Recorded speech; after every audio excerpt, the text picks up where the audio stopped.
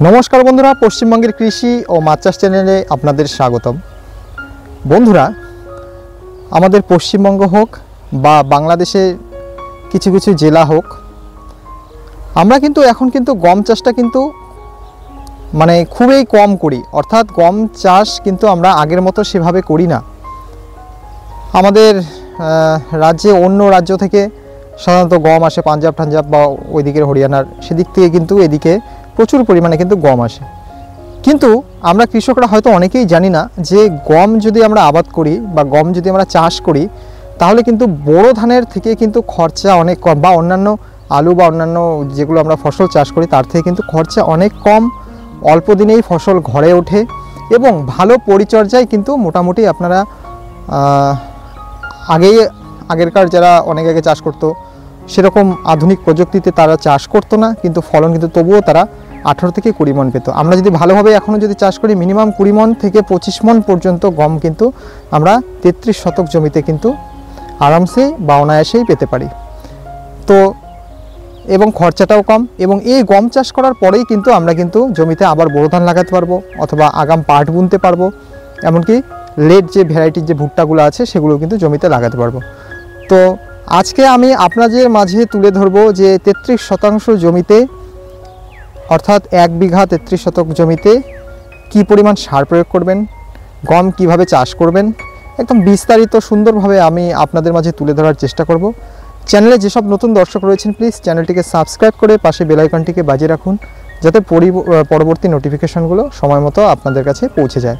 এবং আরেকটা কথা বলে রাখি, গম আপনারা চাষ করুন, খুব কম পরিশ্রম এবং তাতে অন্যান্য ফসলের তুলনায় কিন্তু মানে টাকাটাও আপনাদের কম লাগবে চাষ করতে এবং আগাম কিন্তু ফসল পাবেন এবং ভালো দামে বিক্রি হবে। গম কিন্তু মোটামুটি 28 থেকে 29 টাকা অথবা প্রথম অবস্থায় 25 থেকে 26 টাকা কিন্তু কেজি থাকে।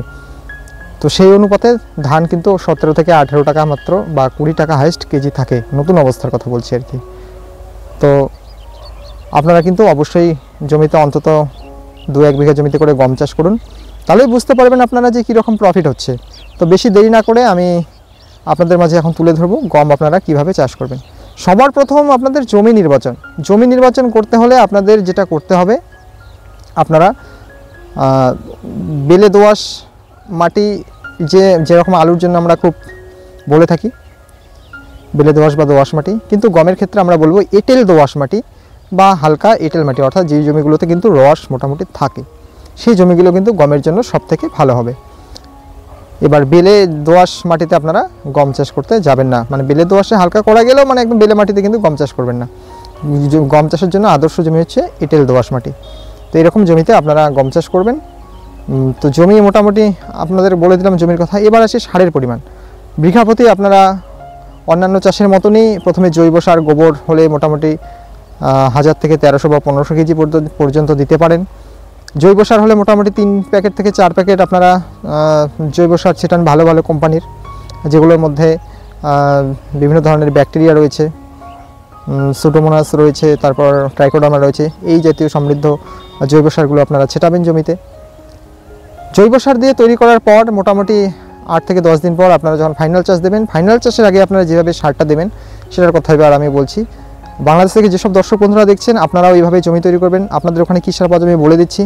আমাদের ইন্ডিয়ার জন্য সবার প্রথম বলে আসছে হচ্ছে সবথেকে ভালো হয় এসএসপি দিয়ে করার জন্য, অর্থাৎ সিঙ্গেল সুপার ফসফেট।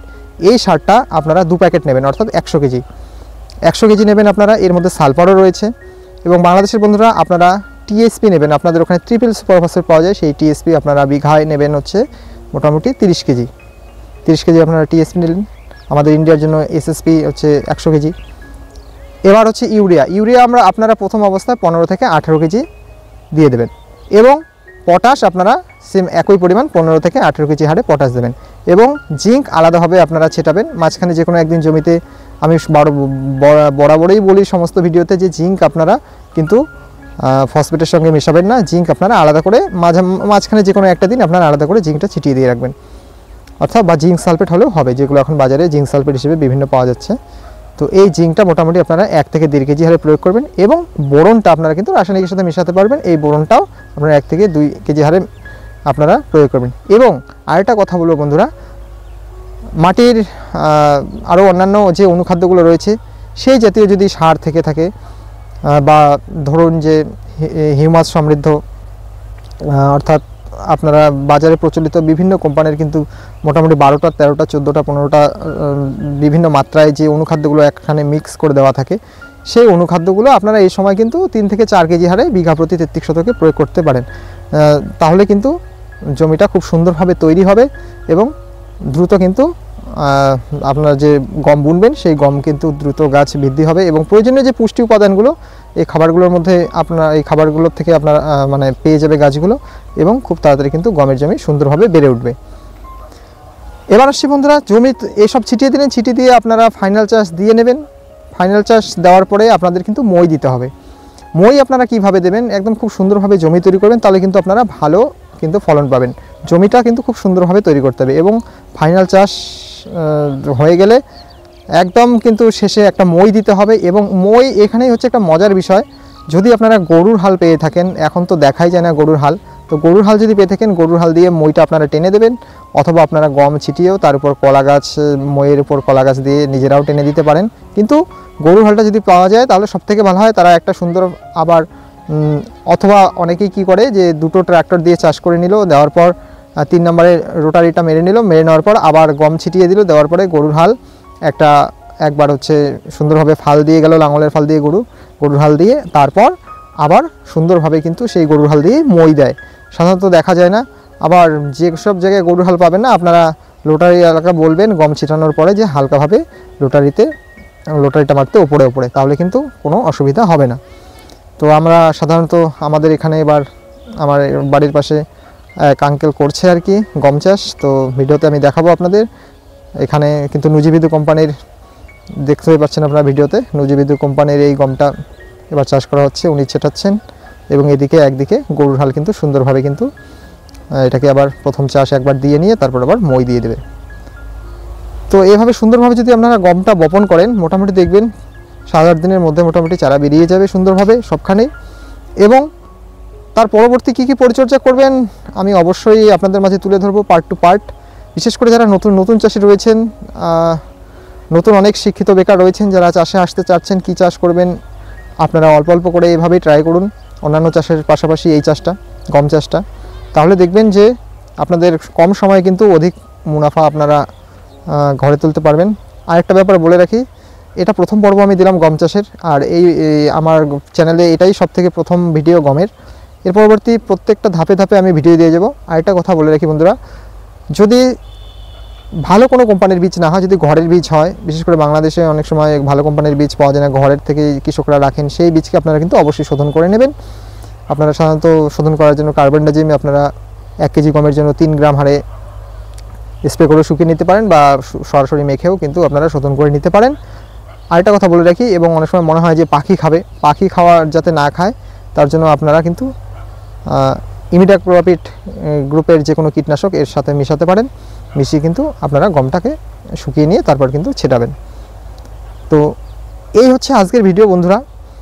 তো এর পরবর্তী কিন্তু আমি সব ভিডিওতে গমের যে ভিডিওগুলো আসবে পার্ট টু পার্ট আমি আপনাদের মাঝে তুলে ধরবো। আর আপনারা কোথা থেকে দেখছেন প্লিজ কাইন্ডলি একটু জানাবেন, আপনারা কি গম চাষ করেন বা কী পদ্ধতিতে করেন আমাদের একটু জানাবেন, যাতে আপনাদের এলাকার খবরগুলো আমরা পেতে পারি। এবং আরেকটা কথা বলে রাখি, চাষবাস সম্পর্কিত যে কোনো তথ্য, অর্থাৎ আপনাদের যদি অজানা থাকে বা কি করবেন না করবেন আপনারা ঠিক ভেবে পাচ্ছেন না, যদি মনে কোনো সংশয় থাকে, কোনো প্রশ্ন থাকবে, আপনারা নির্দ্বিধায় আমার কমেন্ট বক্সে প্রশ্ন করবেন, আমি যথাযথ উত্তর দেওয়ার চেষ্টা করব। আরেকটা কথা বলে রাখি বন্ধুরা, প্লিজ চ্যানেলটিকে সাবস্ক্রাইব করবেন এবং পাশে বেল আইকনটিকে বাজিয়ে রাখবেন যারা নতুন দর্শক রয়েছেন, এবং লাইক করবেন, শেয়ার করবেন এবং সকলের মাঝে চ্যানেলটিকে ছড়িয়ে দিন এই ভিডিওগুলো, যাতে আপনার মতো আরও অনেকেই উপকৃত হতে পারেন। তো এই বলে আজকের ভিডিও শেষ করছি। নমস্কার, সকলে ভালো থাকুন।